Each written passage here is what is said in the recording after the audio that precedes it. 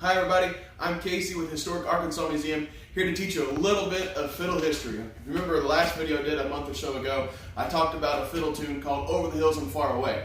Today we're going to talk about one that has many different names, and it is called Jackson's Victory, the 8th of January, the Battle of New Orleans. Now, today we are in the Hinterleiter Grog Shop, built in 1827.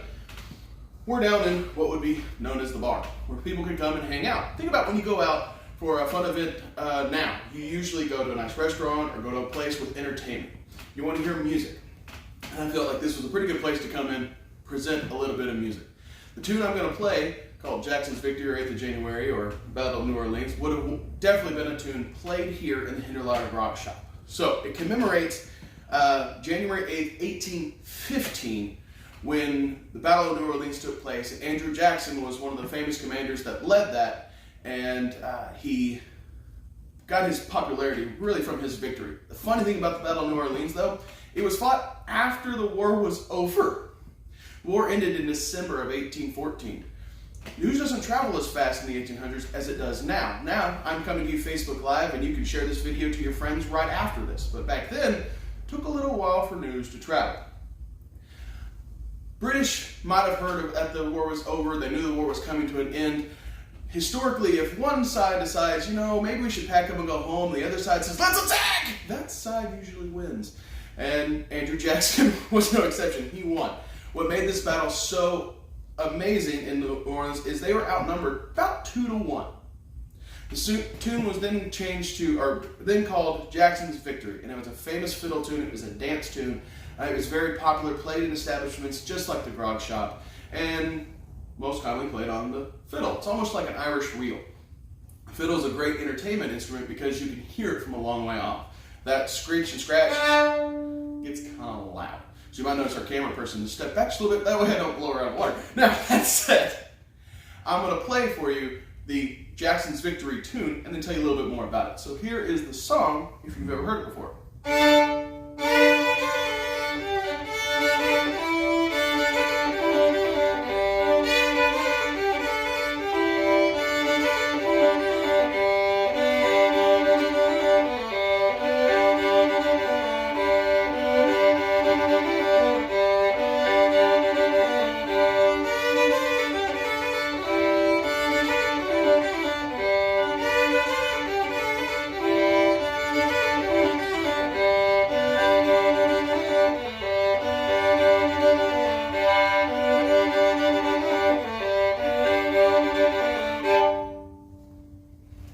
Pretty loud, pretty decent, has a good tempo. Now, funny thing about Jackson's Victory, Andrew Jackson was a politician. Can we relate to some politicians no longer being as well liked as they are before? So, even now there are some folks that don't have very strong opinions when it comes to Andrew Jackson. History is the same. After his political career, after his presidency, people started to not like him as much, or some people liked him more, but many people tried to take his name out of the title. Rather than call it Jackson's Victory, they changed the name around the time of the Civil War, 1860s, to the 8th of January. It's still commemorating the Battle of New Orleans, still commemorating the victory that was the Battle of New Orleans, but they don't include Jackson's name in it. Now, most fiddle players will know that tune not as Jackson's Victory, but as the 8th of January. So if you're ever learning this as a fiddle player, you'll probably learn it as the 8th of January. Now let's go all the way up into the early 1900s, and let's talk about James Morris. James Morris was an Arkansas native from Timbo, Arkansas. He was born in the early 1900s, and he was a school teacher. James Morris taught school for high school students. He attended Arkansas State University, where he got his degree in education and began teaching students. Now, he was a very musical person. He was very famous for playing a guitar that was homemade by one of his relatives. A guitar made out of, he claimed, a headboard of his grandmother's bed, a fence post, and I believe a ox yoke. I don't have that guitar. That guitar is on display at the University of Central Arkansas, and you can still go see it as an important piece of history, but I did bring a homemade instrument with me today. Teaching high school, he was complaining one day to his wife that he was wanting to teach the War of 1812 and some of the things that happened there, and kids weren't really getting into the lesson. we can relate to that. His wife said, why don't you write a song about it? So, being a musically inclined person, he took his guitar, he wrote a song called The Battle of New Orleans.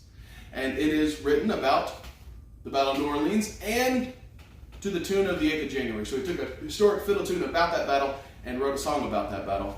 Johnny Horton made it famous on the radio, and now you might know the Battle of New Orleans. I am going to sing and play it for you, but a few more fun tips about James Morris. James Morris legally changed his name to Jimmy Driftwood. Jimmy Driftwood was his stage name, as he became more well known for his music writing about New Orleans, Tennessee Stud, other songs that other artists picked up. He took on a stage name, and as he started traveling around the world, people didn't recognize James Morris. So he would be at a concert and he'd have his picture and it'd say Jimmy Driftwood. He'd try to pay for the hotel with a credit card that said James Morris, and they'd call the cops on him a couple times when he was touring in Asia because the names didn't match. So he legally changed his name to Jimmy Driftwood, and now we know him as Jimmy Driftwood all across the state of Arkansas. He and the Reckonsack Society helped found what is now the Ozark Folk Center State Park. Highly recommend you go up and see that. But on my homemade guitar, let me play the Battle of New Orleans, and he's wrote this song for his high school students so they could learn more about the victory. So, well, in 1814 we took a little trip along with Colonel Jackson down the mighty Mississippi. Took a little bacon and we took a little beans, and we caught the bloody British in the town of New Orleans. Fired our guns and the British kept it coming. Wasn't quite as many as there was a while ago. Fired once more and they began to run down the Mississippi to the Gulf of Mexico. Well, we looked down the river and we see the British coming, and there must have been 100 of them beating on the drum. Stepped so high and they made the people scream. Stood beside our cotton bills and didn't say a thing. Fired our guns and the British kept it coming. Wasn't quite as many as there was a while ago. Fired once more and they began to run down the Mississippi to the Gulf of Mexico. Old Hickory said we could take them by surprise if we didn't fire muskets till we looked them in the eyes. Held our fire till we seen their faces well. Then we opened up the squirrel guns and really gave them well. We fired our guns and the British kept it coming. Wasn't quite as many as there was a while ago. Fired once more and they began to run down the Mississippi to the Gulf of Mexico. Well, they ran through the briars and they ran through the brambles and they ran through the bushes where a rabbit couldn't go. Ran so fast that the hounds couldn't catch them down the Mississippi to the Gulf of Mexico.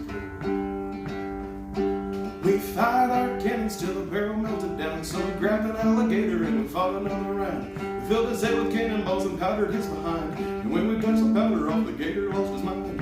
Fired our guns and the British kept it coming. Wasn't quite as many as there was a while ago. Fired once more and they began to run down the Mississippi to the Gulf of Mexico. Well, they ran through the briars and they ran through the brambles and they ran through the bushes where a rabbit couldn't go. Ran so fast that the hounds couldn't catch him down the Mississippi to the Gulf of Mexico.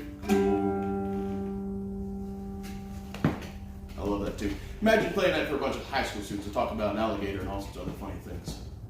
Funny thing about when he first wrote it, he included a couple words that were not considered appropriate on the radio at the time. For example, hell and all these other, a couple other words. So Johnny Horton took the song, adapted it to his own, and made it famous on the radio. A couple things to point out about that song. Starts off with back in 1814. Battle of New Orleans was fought January 8th, 1815. High school teachers wanted to teach his students when the war ended. It also includes Andrew Jackson's famous nickname of Old Hickory. Old Hickory said we could take them by surprise. No, don't fire till you see the whites of their eyes, famous battle quote, were included as part of the song to get the kids' attention and keep it. I think it's really, really neat that we have an Arkansas native famous internationally for songs written about historic events to historic tunes. So as we continue to do these Facebook Live videos on Thursday, I hope you join us for different educators and different lessons. I may have another fiddle video for you in the next month or so, and we can talk about how songs have changed. But until then, the museum is open from Tuesday to Saturday from 9 to 5 or Sundays 1 to 5. Please come by and see us. We'd love to hang out, maybe even take you on a tour, and you can come see the Hinderlader Garage Shop. Y'all have a good day.